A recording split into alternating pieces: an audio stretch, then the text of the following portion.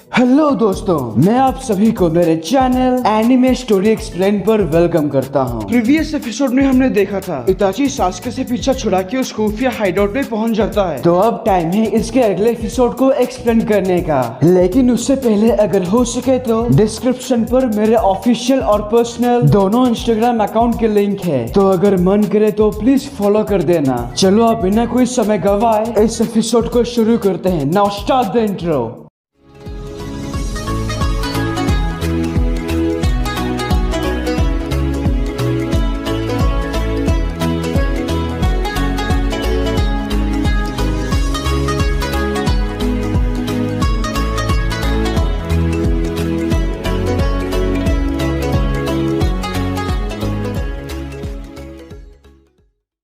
Episode की शुरुआत में हम देखते हैं इताची गुफा के अंदर आते ही काबूटो के बनाए बैरियर को तोड़ देता है और फाइनली वो देखता है काबूटो यहाँ शांति से बैठकर अपने रीएनिमेशंस को कंट्रोल कर रहा है।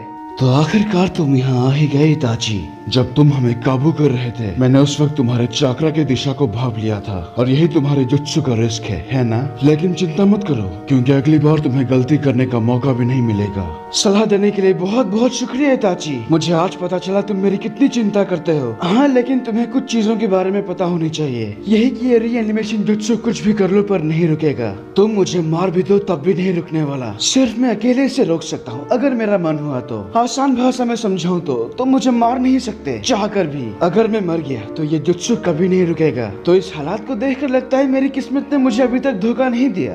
तुम्हारी बात में दम तो है, चीजें हमेशा हमारे मुताबिक हो ऐसा हो नहीं सकता। और तभी इताची का पीछा करते करते सास्के यहाँ पहुँच जाता है। इताची, तुम इतनी आसानी से मुझसे पीछा नहीं छुड़ा सकते। आखिर तुम यहाँ करने क्या आए हो? नामुमकिन। ओरोचिमारू, जरा अच्छे से पहचानो मुझे सास्के। ये आवाज तो काबूटो, ये तुम हो। मेरे ख्याल से इस युद्ध में शामिल होने का यही सही वक्त है। तुम्हें मेरी ताकत देखनी है ना इताची? अब शर्माओ मत, बोल भी दो। हे काबूटो, तुम यहाँ कर क्या रहे हो? और आखिर इताची तुम्हारे पीछे क्यों है? बेहतर होगा अपने भाई से ही पूछ लो। वैसे उसने अभी तक कुछ नहीं कहा क्या? मैं जानता था इताची ऐसा ही है। कोई बात नहीं सास्के, मैं तुम्हें सब कुछ बताता हूँ। हाँ, तुम इत्मीनान से बताओ, तब तक मैं तुम्हारा रीएनिमेशन रोकता हूँ। वो एक चीज तुम्हारे दिमाग में नहीं घुसती क्या? मैंने कहा ये रीएनिमेशन रोकना नामुमकिन है। मैं अकेला ही हूँ जो इसे रोक सकता है, लेकिन मैं इसे रोकने वाला नहीं। तो फालतू की कोशिश मत करो। और अगर तुमने मुझ पर हमला किया है तो मुझे शक है कि सास्के शांत होकर देखता तो नहीं रहेगा। तुम्हारे जल्दबाजी करने से तुम्हें नाकामयाबी ही मिलेगी। काबूटो, मेरे सवाल का जवाब दो। हाँ, तो लगता है तुम्हें बता नहीं पड़ेगा। अपने भाई के दोनों आंखें लगाने के बाद जब तुम आराम कर रहे थे तब इस दुनिया में कुछ बहुत दिलचस्प हुआ। उस तोबी ने युद्ध शुरू कर दी, यही ना? चलो अच्छा है, तुम इसके बारे में कुछ तो जानते हो। बेशक उसने यही किया। चौथा विश्व युद्ध। तोबी और मैं, हम दोनों इस युद्ध में एक साथ हैं और हमारा सामना कर रहे हैं 5 महादेश। उन्होंने मिलकर जो निंजाओं की सेना बनाई वो उसे कहते हैं अलाइड निंजा फोर्स, यानी वो हमारे दुश्मन है। तोबी और तुम दोनों कभी एक नहीं हो सकते। वो तुम्हारे साथ कभी हाथ नहीं मिला सकता। यकीन मानो सास्के, पर हम हैं 1 लाख जत्सु और मेरे रीएनिमेशन निंजाओं के सेना के साथ। मैं और तोबी, हम दोनों एक ही टीम में हैं। वैसे जानना चाहोगे मेरे रीएनिमेशन कौन कौन है? तो ध्यान से सुनो। किनकाकू और गिनकाकू, हिडन मिस्ट के 7 महान तलवारबाज, लैंड ऑफ फायर को छोड़कर बाकी 4 महादेशों के पुराने मरे हुए कागे और मादारा उच्चीहा। वैसे सबका नाम बताने में मेरे पास वक्त नहीं। तुम्हारे सामने खड़ा तुम्हारा भाई भी मेरा रीएनिमेशन है, तो ज्यादा चौंकने की बात नहीं। ये सब कुछ मादारा उच्चीहा का प्लान है। मादारा उच्चीहा, क्या मतलब है इसका? तुम 2 भाइयों की तरह वो भी इस निंजाओं की दुनिया से सख्त नफरत करता है और इसीलिए वो बनाएगा प्रोजेक्ट सुकिनो में। प्रोजेक्ट सुकिनो में?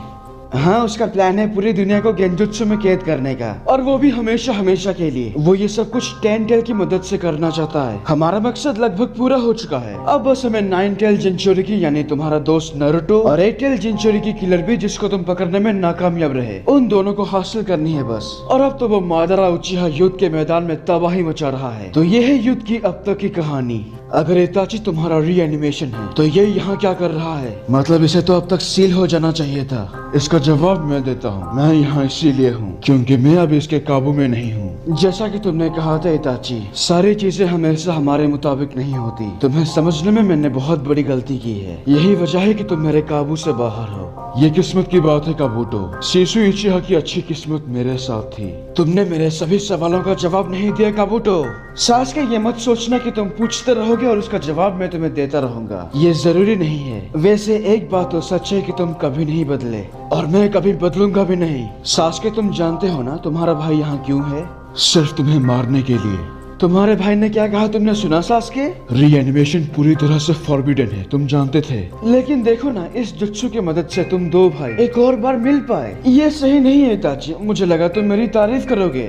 तारीफ? तुम जानते भी हो तुमने क्या किया। रीएनिमेशन जुत्सु से तुम सिर्फ मरे हुए लोगों के शरीर पर काबू कर सकते हो, उनके भावनाओं को नहीं। तुमने काफी पवित्र आत्माओं की बेइज्जती की और उनमें अपनी नफरत भरी है। क्या तुमने कभी उन मरे हुए लोगों का दर्द नहीं समझा? तुमने उनका इस्तेमाल किया, उन्हें जबरदस्ती लड़वाया, और वो भी उनके अपनों के खिलाफ। ये दर्द उनके मौत से भी बदतर है। तुम्हारे जुत्सु ने उन सभी की भावनाओं को ठेस पहुँचाया। पवित्र आत्मा, भावनाएं, जरा देखो तो ये अमृत ज्ञान मुझे कौन दे रहा है, जिसने अपने पूरे खानदान, अपने पूरे कबीले को एक ही रात के अंदर मौत के घाट उतार दिया था। पता नहीं था वो मुझे ऐसी अमृत ज्ञान देगा। जिनके अपने घर शीशे के होते हैं वो दूसरों पर पत्थर नहीं फेंका करते। ये कहावत तुमने सुना होगा इताची। अब तुम ये मत कहना कि उस काम को अंजाम देने के बाद तुम्हें पछतावा हो रहा है, तुम्हारे दिल में दुख है। वैसे मुझे तुम्हारी बातों से कोई फर्क नहीं पड़ता। जो मर्जी बको, पर तुम यही मरोगे। सास्के, क्या तुम फिर से इताची को हराओगे और एक और बार अपने उचिया होने का सबूत पेश करोगे? मतलब अच्छा हुआ ना मैं इसे यहाँ तक ले आया। इस इताची ने हम दोनों को परेशान ही तो किया है। क्या हम दोनों एक साथ एक टीम बनकर इसे हरा दे? आखिर हम दोनों एक ही मास्टर के स्टूडेंट। कान खोलकर सुनो, मैं उस ओरोचिमारू को अपना मास्टर नहीं मानता। सही मायनों में इसे कहते हैं एहसान फरामोश।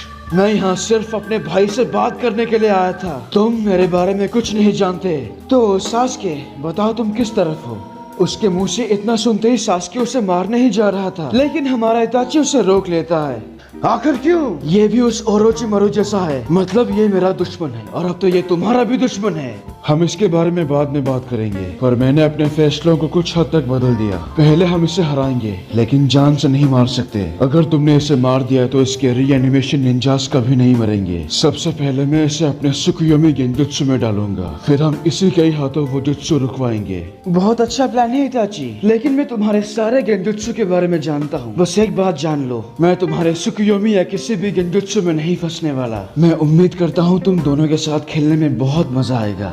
तुम मेरे गेंजुत्सु में फंसोगे या नहीं वो तो हम बाद में देखेंगे, लेकिन तुम्हारे जुत्सु को तोड़कर मैंने ये तो साबित कर दिया है कि मैं तुमसे हर तरह से बेहतर हूँ। पर इताची ये पहले से काफी ताकतवर हो चुका है, इसको हराना आसान नहीं होगा। पर जो भी हो, मैं तुम्हारे साथ हूँ। मैं तो पहले से ही मर चुका हूँ, ये वैसे भी मेरा क्या उखाड़ लेगा। तो अब तुम दोनों एक टीम बनकर मेरा सामना करोगे। मैं सोचता हूँ इससे बेहतर और क्या हो सकता है। पहले जरा मैं अपनी आँखों को छिपा दूँ। ये ऐसा कर रहा है गेंजुत्सु से बचने के लिए। हो सकता है इसके वो दोनों सांप हमारे हरकतों पर नजर रखेंगे।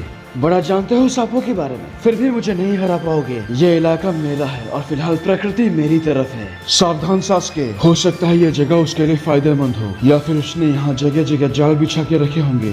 तुमने कहा जाल? वो जाल बिछाने वाला मास्टरमाइंड काबूटो कब का मर चुका है। काबूटो के सांप तेजी से उन पर हमला करते हैं, लेकिन इताची अपने सुसानों से चारों को पकड़ लेता है, पर वो सांप पानी की तरह पिघल जाते हैं। तो सास्के अपने सुसानों से काबूटो के नजदीक जाते हैं। वो देखते हैं वो असली नहीं बल्कि स्नेक क्लोन है। असली वाला तो पत्थर के पीछे मौजूद उस सांप के अंदर छिपा है। ये बस एक क्लोन था। पहले उसने अपना चेहरा छिपाया और अब अपने आप को। तुम्हें अपनी ताकत और अपनी खासियत पर फख्र नहीं मनाना चाहिए। जो भी तुम्हारे पास है वो सब ओरोचिमारू का है। तुमने तो मुझे कम समझा सास्के। वैसे एक बात तो सच है, मैं लॉर्ड ओरोचिमारू जैसा नहीं बन सकता। चलो मैं अपने बारे में कुछ बातें बताता हूँ। मैं चाहूँ तो पानी की तरह पिघल सकता हूँ, जैसा तुमने अभी देखा। और ये खासियत मैंने होजोकी कबीले के निंजाओं से लिया है। और वैसे तुम एक होजोकी को जानते हो, सुइगेत्सु। और मेरे सारे जख्म अपने आप हील हो सकते हैं बिना किसी मेडिकल निंजुत्सु के इस्तेमाल से। और ये खासियत मैंने उजुमाकी कबीले से ली है। और तुम भी तो कारिन को जानते हो। तुम्हारा मतलब कारिन उजुमाकी कबीले से थी। उजुमाकी लोगों का एक स्पेशल चीज है, उनके बाल लाल रंग के होते हैं। आकात्सुकी का सबसे पहला लीडर नागाटो भी एक उजुमाकी था। और मेरे अंदर एक और कमाल की खासियत है। तुम जुगो को जानते हो ना सास्के? इसका मतलब तुम ओरोचिमारू की तरह श्रापित निशान दे सकते हो। नहीं नहीं नहीं, श्रापित निशान कभी ओरोचिमारू की खूबी थी ही नहीं, बल्कि ओरोचिमारू ने ये चीज जूगो से ली है और वो अपने कबीले का इकलौता शख्स है। वो श्रापित निशान को बुरी चीज नहीं मानते थे। दरअसल सास्के वो जूगो का सेज मूड है, लेकिन मेरे लिए वो काफी नहीं था। सेज मूड में माहिर बनने के लिए मुझे जाना पड़ा नागलोक की दुनिया, रियूची माउंटेन, जहाँ रहते हैं नागों के राजा द स्नेक सेज। नामुमकिन, तुम उस दूसरी दुनिया रियूची माउंटेन तक पहुंच गए। मैं वहां सिर्फ पहुंचा नहीं, बल्कि नागों के राजा से मैंने सेज मोड सीखा और उसमें मास्टर बन गया। वो बड़ा सा सांप उनके सामने आकर जब काबूटो उसके मुंह से निकलता है तो सास्के ये देखकर अपने सुसानो धनुष से तीर छोड़ता है, लेकिन वो उसे आसानी से डॉज कर लेता है और वो भी बिना देखे, और वो उस सांप के मुंह से पूरी तरह बाहर निकलता है। इसने बिना देखे मेरे हमले को डॉज कैसे कर लिया? जैसा कि मैंने कहा था, मेरे पास परफेक्ट सेज मोड है। तो अब तुम सेज बन चुके हो, इससे कोई फर्क नहीं पड़ता। तुम ओरोचिमारू जैसे हो, एक गंदा सा सांप। तुम्हें बड़ी जानकारी है सांपों के बारे में सास्के, लेकिन मैं कोई सांप नहीं हूँ। इस प्रकृति के शक्ति के साथ मैं अब एक ड्रैगन बन चुका हूँ। काबूटो के अंदर से भारी मात्रा में चाकरा निकलती है और ये देखकर ये दोनों भाई हैरान। तो सबसे पहले काबूटो व्हाइट एक्सट्रीम अटैक करता है, जिससे उसके मुंह से एक ड्रैगन का ऑरा निकलती है और फिर उसमें से एक जबरदस्त आवाज और रोशनी निकलती है। इताची और सास्के दोनों इस आवाज और रोशनी को बर्दाश्त नहीं कर पाते। मेरा कान फट रहा है और मैं कुछ देख तक नहीं पा रहा। काबूटो के अंदर अब तक ऐसी चीज थी। इतनी रोशनी होने के बाद भी इताची काबूटो को देखने की पूरी कोशिश करता है। तभी हम देखते हैं काबूटो सास्के के नजदीक पहुंचते ही इताची अपने सुसानो से सास्के को कवर कर लेता है और ये आवाज और रोशनी भी कम हो जाती है। इताची, तुम मुझे हमेशा ढूंढ लेते हो। अरे हाँ, तुमने कहा था तुम मेरा चाकरा महसूस कर सकते हो। मैंने कभी नहीं कहा कि मैं ही तुम्हारा चाकरा महसूस कर सकता हूँ। वो नागाटो था, उसकी बदौलत मैं यहाँ पहुँच पाया, क्योंकि वही तुम्हारा चाकरा महसूस कर पा रहा था शुरू से। तभी अचानक सास्के अपने चिडोरी से हमला करता है और काबूटो इसे भी आराम से डॉज कर लेता है। वो तब देखता है उसका तलवार उस पत्थर पर लगा है, तो काबूटो सास्के के तलवार को निकालते ही वो इताची के पेट में घुसा देता है, लेकिन वो असली नहीं बल्कि एक इल्यूजन था। तो उसका ध्यान भटकते ही इताची उसी तलवार से काबूटो पर वार करता है, लेकिन वो उससे बचकर थोड़ा सा दूर चला आता है। अरे मैं तो भूल ही गया था, लगता है तुम्हारे हमले से मेरा बस एक सींग कट गया। ये बहुत ढीठ है इताची, इतनी आसानी से हारेगा नहीं। चिंता मत करो, इसका भी वक्त आएगा सास्के। और यहीं पर इस एपिसोड की एक्सप्लेनेशन खत्म होती है। अगर आपको ये वीडियो अच्छा लगा तो प्लीज लाइक और कमेंट कीजिए, और अगर आप मेरे चैनल पर नए हो तो इसे सब्सक्राइब करने के साथ उस बेल आइकॉन को भी दबा ही दो। तब तक के लिए खुश रहना, मैं मिलूंगा आपसे अगले वीडियो में। पीस।